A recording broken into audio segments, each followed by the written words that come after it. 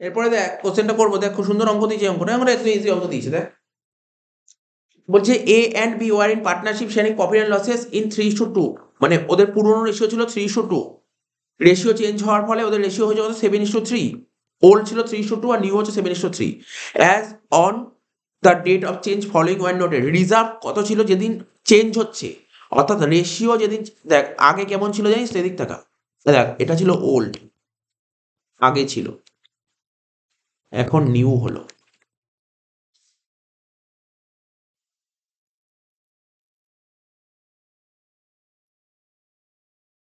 আগে যে রেশিও ছিল কত ছিল 3:2,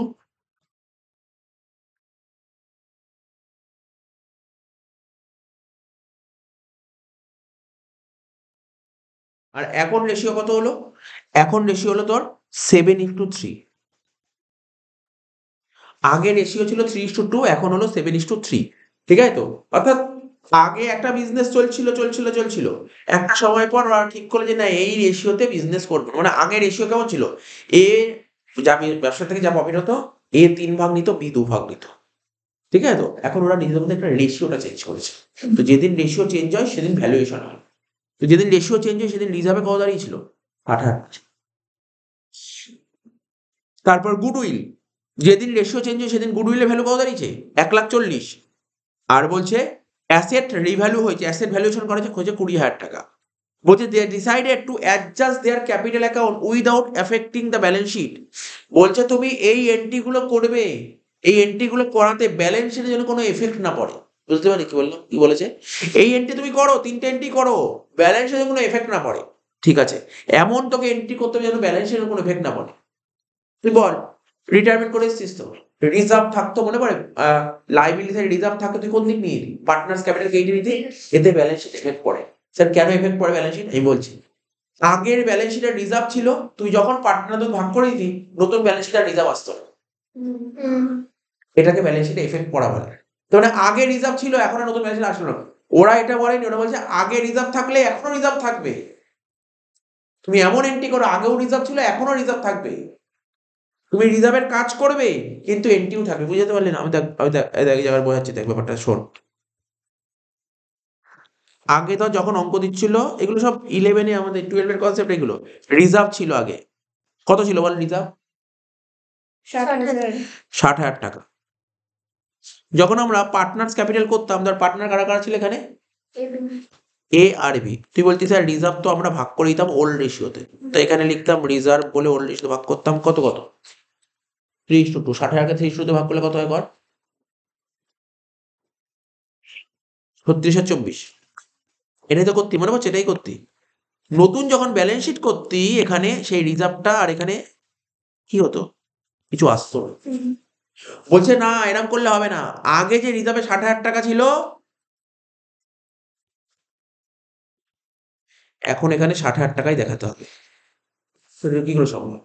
তাহলে আমি যে এখানে রিজার্ভ 36 আর 24 লিখলাম, এখানে যদি রিজার্ভ লিখি তাহলে হয়ে যাবে। অর্থাৎ তোকে বলেছে এই যে আমি তোমাকে এন্ট্রি গুলো দিলাম, এই এন্ট্রি গুলো তুমি অবশ্যই করো, কিন্তু এই এন্ট্রি গুলো করাতে ব্যালেন্সের কোনো এফেক্ট না পড়ে।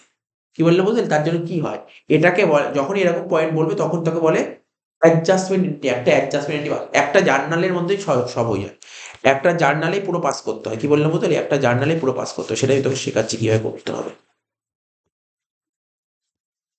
এগুলো আমাদের ওয়েস্ট বেঙ্গল খুব একটা আসতো না, এগুলো আসতো হচ্ছে তোর ম্যাক্সিমাম সিবিএসসি আর আইসিএসসি ভরে ভরে দিত এই অঙ্ক। তো দেখ কিভাবে করতে হবে, একটা টেবিল এন্ট্রি, পুরো টেবিল এন্ট্রি মধ্যে করবো। পার্টনার কারা কারা ছিল বল, এ আর বি, বাদ দে এ আর বি এ লিখতে হবে না, প্রথমে লিখ গুডউইল, গুডউইল কত ছিল অঙ্কে বল, গুডউইল 1,40,000। আর যখনই বলবে ব্যালেন্স শিটে কোনো এফেক্ট পড়বে না তার মানে তোকে টেবিল এন্ট্রি করতে হয়, যখনই বলে ব্যালেন্স শিটে কোনো এফেক্ট পড়বে তার মানে টেবিল এন্ট্রি, তোকে যদি বলে সিঙ্গেল জার্নাল এন্ট্রি তাহলেও টেবিল এন্ট্রি, ঠিক আছে? এগুলোকে সব টেবিল এন্ট্রি বলে। আচ্ছা আমি গুডউইল করতাম, কি এন্ট্রি করতাম, টেবিল এন্ট্রি করতাম, তাহলে গুডউইল টেবিল এন্ট্রি করতাম, ব্যালেন্সের কোনো এফেক্টই পড়ে না এটা, গুডউইল টেবিল এন্ট্রি করতাম। রিজার্ভ কত বলেছে বল অঙ্কে, রিজার্ভ 60,000। 60,000। আর কি হচ্ছে,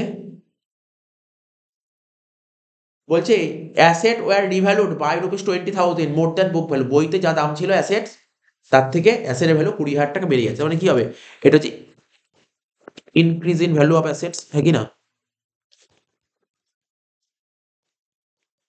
কত টাকা? 20,000 টাকা। কত হলো বল? 2,20,000 টাকা। টোটাল কত হলো? 2,20,000 টাকা তো। এইটাই টেবিল এন্ট্রি করি। পার্টনার কারা কারা ছিল বল? এ আর বি। টেবিল এন্ট্রি কি লিখতাম মনে পড়ে? Old partner in old ratio. মনের মধ্যে অনেক কোশ্চেন থাকতে পারে, গুডউইলটা নিয়ে কোনো কোশ্চেন নেই, কেন গুডউইল আমরা কি এন্ট্রি করতাম? টেবিল এন্ট্রি করতাম। ওরা বলেছে রিজার্ভটা আমরা কোনদিন টেবিল এন্ট্রি করতাম, কিন্তু রিজার্ভ ওরা কি বলেছে, রিজার্ভ আর increase in value of assets বলে তুমি এই এন্ট্রি করো, কিন্তু ব্যালেন্স শিটের জন্য কি এফেক্ট না পড়ে, এটা মাথায় রাখতে হবে। ঠিক আছে, ব্যালেন্স শিট মানে ব্যালেন্স শিটে আগে যা ছিল এখন তাই থাকবে, আর সেটা যদি সেরকম হয় তাহলে একমাত্র টেবিল এন্ট্রি করতে হবে। তাহলে ঠিক হবে। Increase in value of assets, sorry old partner in old ratio কত ছিল বলো? ওল্ড রেশিও অঙ্কে 3:2। 3:2। 2,20,000 কে 3:2 দিয়ে ভাগ কর। 1,32,088। 1,88,000। এবার কি লিখবো? New partner in new ratio কত টাকা? নিউ রেশিও কত ছিল? 7:3। এটাকে 7:3 দিয়ে ভাগ কর 2,20,000 কে। 154 000 আর 66,000। শেষ অঙ্ক শেষ হচ্ছে। এইটাই ছিল মেন। তাহলে বল এর পাওয়ার কথা কত ছিল? 1,32,000। কিন্তু এ পাবে কত? 1,54,000। এ বেশি পাবে না কম পাবে? ফিউচারে বেশি পাবে। কত টাকা বেশি পাবে? যত টাকা বেশি পাবে 22,000 টাকা, এটা লিখলাম। তাহলে এ যেহেতু ফিউচারে 22,000 টাকা বেশি পাবে, আজকের থেকে নিয়ে নেবে 22,000 টাকা, হ্যাঁ কি না? তো সেম ভাবে বির পাওয়ার কথা 88,000 টাকা, কিন্তু বি পাবে ফিউচার কথা 66। তাহলে বি কি কম পাবে? তাই আজকে ওকে দিয়ে দাও। তাহলে জার্নাল বুঝতে পারছিস কি হবে? S capital account debit two বিস ক্যাপিটাল, অঙ্ক শেষ। এইটাই ছিল।